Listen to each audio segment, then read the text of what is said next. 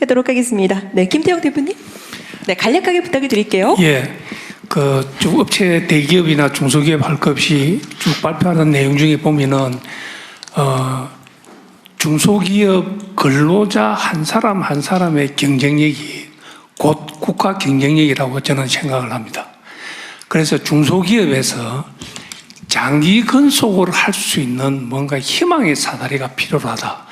여기 보면 아주 풀문원에서도 내일 채용 공제라는 걸 정책을 이야기하셨고 카이에서도 내일 채용 공제라는 정책을 이야기하셨는데 중소기업에도 장기간 근속을 하면은 뭔가 10년, 20년 후에 뭔가 희망이 있는 사다리를 갖다가 좀 놔주시면 좋겠다. 그게 제가 생각할 때는 내일 채용 공제라는 이런 게 중소벤처기업부도 그런 정책들이 많이 있는 걸로 알고 있어요. 노동부에도 있고 이런 거를 좀 통합을 해서 뭔가 조금씩 해주는 것보다는 정말 장기 근속자에게 장기 근속을 하면은 뭔가 10년 후에 20년 후에 뭔가 확실한 희망이 있는 그 희망의 사다리를 좀 놔주는 정책이 있었으면 좋겠다는 생각을 하고 건의를 드립니다.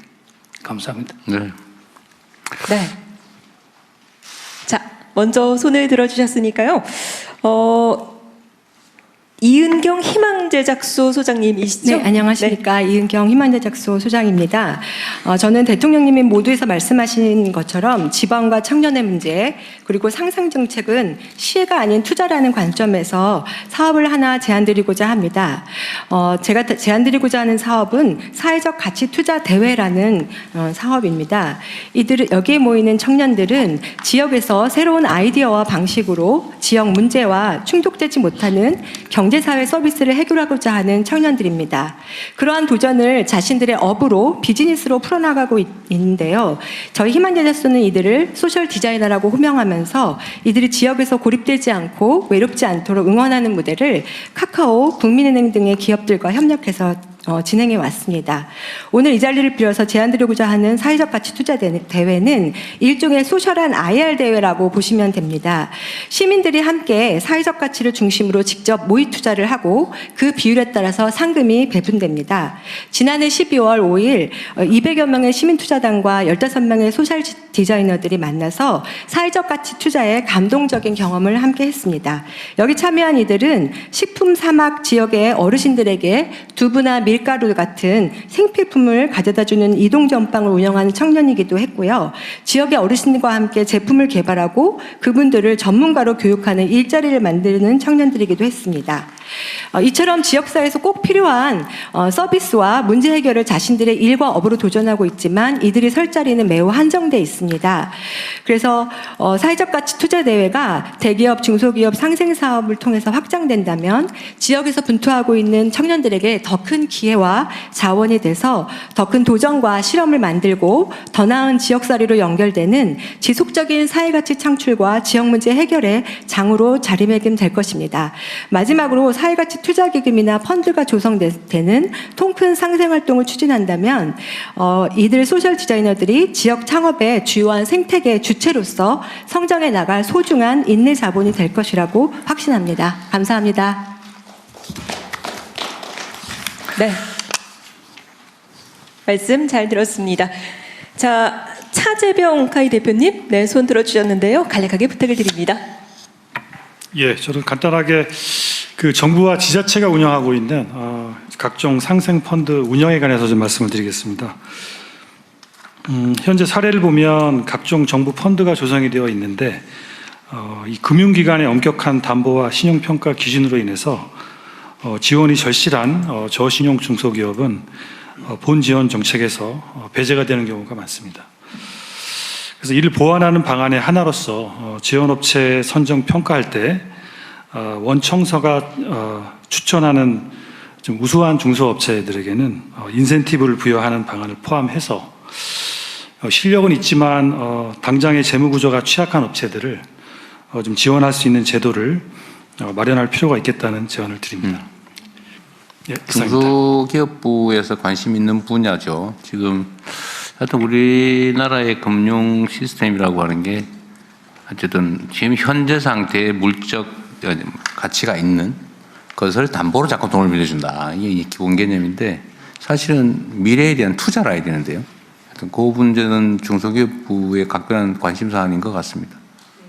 지금 소상공인 같은 경우들도 지금 금융이랑 같이 그 이제 네이버나 이런 플랫폼사들이 갖고 있는 데이터를 활용을 하면 담보가 없더라도 온라인에서의 그 실적이나 이런 거 가지고 할 수 있듯이 지금 말씀 주신 부분들도 저는 의미 있는 말씀이라고 생각됩니다. 원청사가 좀 그것도, 네. 해주시면 예, 이런 부분들. 하여튼 한계 기업들이 그 연명하기 위한 대출은 사실은 좀 자제돼야 되고 전망이 있는데 예를 들면 자금력 부족으로 성장 발전 못하는 부분들은 사실은 신용 대출이 가능하게 해야 되는데 과연 그 근거가 뭐냐? 이게 결국은 나중에 그 사고가 났을 때 너 왜 담보 없이 돈 빌려줬어?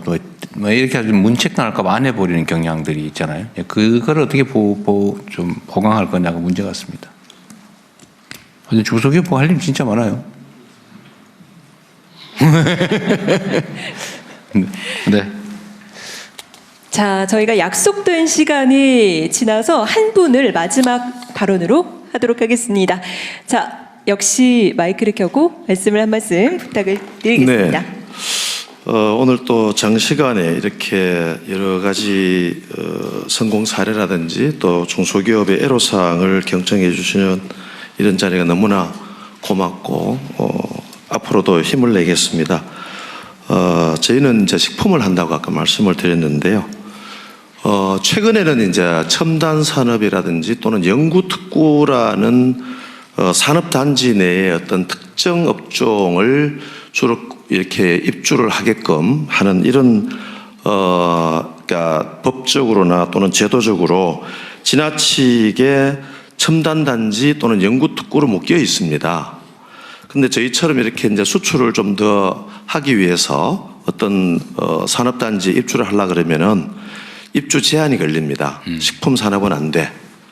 이런 제도가 너무 많아서 오늘 이 자리를 빌어서 물론 타 전통의 어떤 제조업도 있고 여러 가지 잘 나가는 기업들도 많습니다. 그러나 어떤 업종에 묶여가지고 입주를 못한다거나 기업을 성장시키지 못하는 또는 해외로 이렇게 그냥 수출 주문을 못 받아야 되는 이런 경우가 없었으면 하는 바람에서 어떤 산업단지라도 어떤 여러 가지 제재를 좀 이렇게 완화시켜서 아주 해롭지 않은 기업이라면 입주를 시켜주는 이런 제도를 좀 완화해주면 좋겠다는 말씀을 한번 더 드리겠습니다. 전북 가면 식품 회사하고 대환영하는 네, 맞습니다. 클러스터가 있는데 식품 클러스터가 있는 걸 잘 알고 있습니다. 저희는 이제 지역에서 한 30년 이상을 해오다 보니까 여러 기술자들이라든지 이런 사람들이 오랜 기간을 함께 와서 지역을 떠나기가 좀 어려운 경우도 있습니다. 네.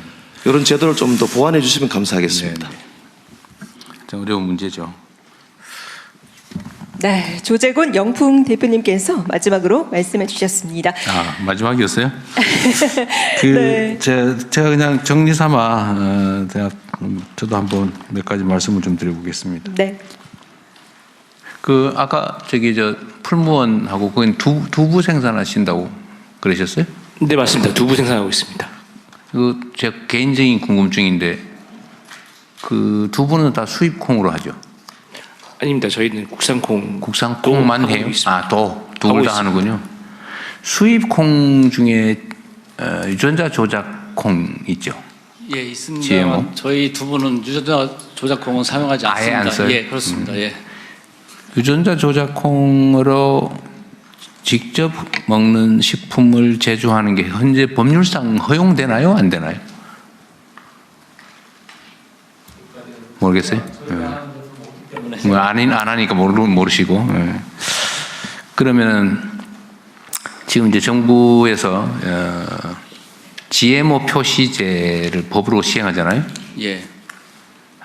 지금 전에는 형체가 남는 거냐 안 남냐라고 했는데 이제는 형체가 남지 않더라도 사용했으면 다 표시해라 이렇게 된 거죠. 예. 그게 식품 산업에 미치는, 그래도 식품 산업을 넘어서 사실 국내 농업에도 영향을 많이 미치지 않겠어요? 예를 들면 대중들 입장에서는 이게 GMO로 만든 거냐, 그 유전자 조작한 원료로 만든 또는 그게 가미된 식품이냐 아니냐 사실 관심사인데 지금까지는 정보가 없으니까 몰랐는데 앞으로는 꽤 가려보지 않을까요? 표시하면 좀 그 영향은 어떨 것 같습니까? 아무래도 현재까지 저희 보면 저희 두 분 국산과 수입을 같이 병행해서 하고 있습니다. 뭐냐면 아무래도 수입콩 자체가 가격이 싸다 보니까 예를 들어 국산 콩은 두부 한 모가 한 시중에 3,000원, 4,000원 판다면 수입 두부는 싼 거는 1,500원 뭐 전 가격 이하기 때문에 유통되고 있는데 그런데 저희는 그걸 쓰고 있지 않지만 어쨌든 국산의 콩에 더 지금 더 생산 내지는 하려면 그런 것들이 더 필요할 것 같고요. 예, 그렇습니다. CJ ENM도 사실은 비슷한 상황일 텐데요. 그 식품 생산 판매를 할 때 이제는 예를 들면 간장을 썼다. 근데 그 간장을 GMO 콩으로 만들었다. 이러면 그 표시해야 되잖아요. GMO로 만든 간장을 첨가해서 만든 것이다. 그러니까 GMO다. 이렇게 표시도 해야 되고 또 어떤 상품은 GMO 아닙니다. 논 GMO 이라 엄청나게 크게 붙여가지고 팔고 이럴 텐데 그 영향이나 아니면 이런 건 한번 고려해 보셨어요? 어떠세요?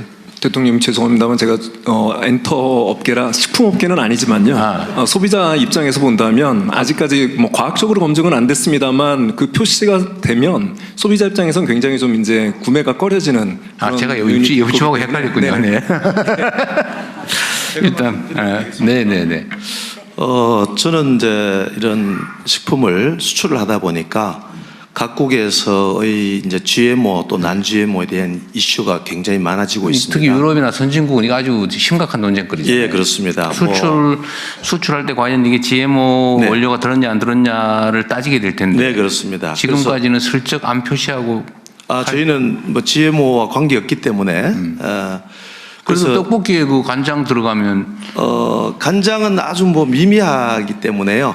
GMO를 쓰는 원료들이 별로 없습니다. 앞으로는 표시하게 돼 있거든요. 예. 그래서 제가 이제 말씀드리는 것은 이미 선진국에서 GMO 표시라든지 이런 거를 의무화하거나 또는 검사 성적서를 요구하는 경우가 많아지고 있습니다. 그래서 앞으로도 아마 이런 게 좀 더 전 세계적으로 그렇죠. 확대되지 않을까라는 생각을 하고 그럴 가능성이 있습니다. 많죠. 이제 네. 그 사실은 흔적이 남지 않으면 그 GMO 식품 원료로 제조를 해서 많은 과정을 거쳐서 정제를 하고 나면 흔적은 안 남지만 그런 GMO 식품으로 만들었다라고 하는 게 밝혀지면 나중에 문제가 될 수가 있잖아요, 그죠? 이게 좀 더 심해질 텐데. 그러니까 이제 GMO 그러니까 유전자 변형하는 원료 그러니까 농산물이 좀 제한적이긴 합니다. 뭐 콩이라든지 그렇죠. 옥수수라든지 많지 이런 않죠. 재료들이 좀 많습니다. 하여튼 제가 약간 벗어나긴 했는데 이게 이제 앞으로는 국제사회에서도 문제가 되고 우리 국내에서도 이 법이 시행되기 때문에 이제 모든 식품에 이게 표시를 하게 된단 말이에요. 그 어떤 영향이 있을지 국내 농업의 영향도 꽤 있을 텐데 한번 제가 말씀드려봤고요. 아까 삼성전자의 스마트 팩토리 지원하는 거 있잖아요. 네. 이게 원래 문재인 정부 때 정부 정책으로도 했던 사업이잖아요. 저희가 시작한 건 2015년부터 시작했고요. 문재인 정부 시절인 2018년에 확대가 됐습니다. 확대하다가 그 후에 이게 없어졌나 거의 없어지거나 계속 저희는 해오고 있었습니다. 그러니까 삼성은 이제 일종의 ESG 사업 일환으로 하는 거고 예. 사회공헌 사업 비슷하게 하는 거잖아요. 예. 근데 정부에서 스마트 팩토리 지원 사업 예산을 편성해서 꽤 규모 있게 하다가 네. 직전 정부에서 그게 많이 줄어들지 않았어요? 예산 규모가 정확히 어느 정도로 줄어들었는지는 제가 그럼 정부 지원과 관계없이 독자적으로 100% 독자적으로 하신 거예요? 저희가 하는 방식이 기본적으로 중소벤처기업부하고 매칭 형태로 합니다. 매칭 형태로. 보통 연간 100억 정도 해서 정부 예산 100억. 지금 스마트 팩토리 지원 예산이 그 변경이 없었던 거예요? 제가 알기로는 팍 줄었다 다시 우리 정부에서 올린 거 아니에요? 네네. 지금 새로 늘었고요. 이번 정부 들어서 좀 더 물린 거잖아요. 저희 정부 들어서 우리 정부 들어서 많이 들었습니다. 그러니까 그게 사실 아까 말씀하신 것처럼 불량률 개선이나 실제로 현장에서는 스마트 팩토리 지원을 했더니 오히려 고용이 늘더라. 예, 맞습니다. 생산성도 엄청 올라가고. 예. 그 사실 매우 효과적인 사업이고 이제 앞으로는 이제 디지털화 정도가 아니라 이제 인공지능화로 전환하면 사실은 대대적으로 전환하지 않으면 우리가 다 퇴출될 가능성도 있는데. 예, 맞습니다. 그래서 올해부터 저희도 중소벤처기업부하고 함께 이 중소 이 업체들을 대상으로 해서 그 제조 AI 그 지원을 올해부터 시작하기 위해서 저희는 멘토들한테 별도로 인원을 선정해서 AI 교육을 지금 시키고 있습니다. 그래서 본격적으로 프로그램이 진행되면은 이제 중소업체들한테 이 지원하고 이식하는 그런 프로그램. 제조 그러니까 스마트 팩토리 단계를 이제 넘어서 말씀하신 제조 AI로 인공지능화로 또 한 단계 올라가잖아요. 예, 맞습니다. 그렇게. 예, 산업부에서 지난번에 대통령님 산업부 장관이 어디 경남 타운홀에 갈 때도 한번 말씀드렸는데 맥스 계획이라고 제조 인공지능 전환. 저희 예산 혹시 더 예산을 더 우리가 또 추가적으로 쓸 수 있는 그런 상황 되면 굉장히 크게 스마트 팩토리 말씀하신 다음 단계로 대기업과 대기업 자체적인 맥스 알라이언스 하지만 협력업체하고 연계해서 하는 걸로 한 3조 정도로 크게 지금 3조 원 편성. 그 정도로 지금 산업부하고 중기부 이런 부처에서 준비하고 있습니다. 집행 중이에요? 아닙니다. 그렇게 이제 지금 예산은 없습니다. 예산이 마련되면 그렇게 하려고 지금 구상 중에 있습니다. 알겠습니다. 약간 6% 샜는데 하여튼 삼성전자의 그 스마트 팩토리 지원 사업은 매우 효과도 클 뿐만 아니라 모범적이어서 큰 도움이 될 것 같습니다. 예, 계속 지원하겠습니다. 네, 정부의 정책 사업으로 정부 예산을 들여서 대대적으로 늘려가야 될 일일 것 같아요. 하여튼 오늘 여러분들 상생 협력의 사례도 제가 유의해서 좀 들어봤는데 이런 사례들을 좀 전체적으로 많이 확산해서 대한민국 좀 경제 생태계가 좀 바뀌었으면 좋겠어요. 아까 저기 카이 같이 하시는 어디더라? 미래항공.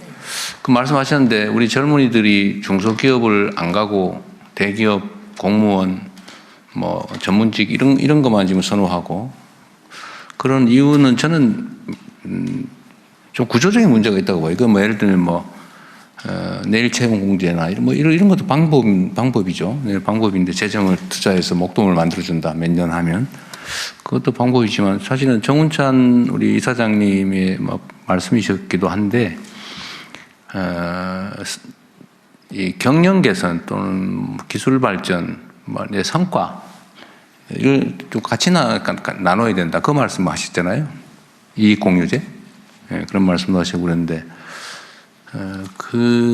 전체적으로 이제 대기업, 중소기업 또는 영세기업 또는 벤처 스타트업 창업 이 생태계가 그야말로 상호 협력적이고 수평적인 협력 관계로 이게 좀 전환이 돼야 되는데 지금까지는 좀 나쁘게 얘기하면 착취 관계 비슷했단 말이에요. 예를 들면 요즘은 그런 얘기 많이 안 나오던데 원가 후려치기라고 그러고 경영 개선을 하면 단가 후려쳐가지고 겨우 그 생존할 정도만 남기고 나머지를 전부 다 가격이 정가를 시켜서 압박을 하니까 예를 들면 벤더 회사들 또는 납품 회사 여기는 기술 개발이나 경영 개선을 하면 사실은 다 뺏기니까 그렇게 하기보다는 주로 로비를 하러 다닌다고. 왜냐하면 이제 구매선을 유지해야 되니까요. 로비를 하러 다니니까 경영 개선도 잘 안 되고. 그러니까 경쟁력도 좀 개선도 잘 안 되고. 그 문제에다가 속된 말로 쥐어짜니까 좀 이게 좋은 인재 데리다가 보수도 좀 많이 주고 좀 회사도 좀 키워가지고 나중에 이 새로 들어오는 유능한 인재들이 이 회사와 함께 자신의 인생도 좀 핀다 이런 생각을 해야 되는데 이 회사는 맨날 이러다 쥐어짜이다가 결국은 이렇게 끝날 거야. 내 인생도 여기서 박봉에다가 겨우 하다가 나중에 결국은 못 견딜 거야. 이러니까 아예 안 가버리는 거잖아요. 이게 결국은 그런데 대기업 지배적인 영향을 가진 대기업들도 결국은 이 생태계가 많이 망가지면 결국은 어려워지는 거죠. 지금 사실 조선업계도 지금 물론 그 진폭이 커서 너무 고생들을 많이 하셨는데 지금 고급 전문 인력, 숙련 인력이 계속 좀 줄어들잖아, 그죠? 그러니까 이게 다시 재충전은 안 되고, 이게 다시 나중에 어떻게 할지 고민을 할지, 결국은 이제, 인공지능 도입하는 거에 막 주력하시는 것 같은데, 여하튼 지금 상태로는 그런 것보다는 공존하는, 협력하는 생태계를 만드는 게 중요하다. 그게 훨씬 더 효율적이라는 게 증명되고도 있잖아요. 예를 들면 세포처럼 관련 기업들이나 중소기업들이 막 살아 움직이는 거죠. 막 팽창하고 크고 이러면 그게 관련 대기업도 역량이 커지고 국제 경쟁력도 커지고 그러는 것 같아요. 청년들이 일자리를 중소기업에도 얻을 수 있게 하는 것은 중소기업의 경영 개선, 기술 개발의 성과가 그대로 온전하게 남아서 여기도 크게 성장할 수 있다. 그 속에서 나도 이렇게 성장할 수 있다. 이런 믿음을 주는 게 제일 근본적인 대책이 아닐까 싶긴 합니다. 근데 뭐 이게 말로 해서 되는 건 아닐 것 같고, 우리 모두가 노력해야 되고 정부의 노력과 몫이 제일 크겠죠. 어쨌든 한 단계씩 착취형 수직 구조에서 상생형 수평 구조로 전환될 수 있도록 우리 모두가 함께 노력하면 좋겠고요. 여러분들의 이 선도적인 역할이 앞으로 대한민국 경제 질서를 바꾸는 데 큰 도움이 될 것 같습니다. 감사드립니다.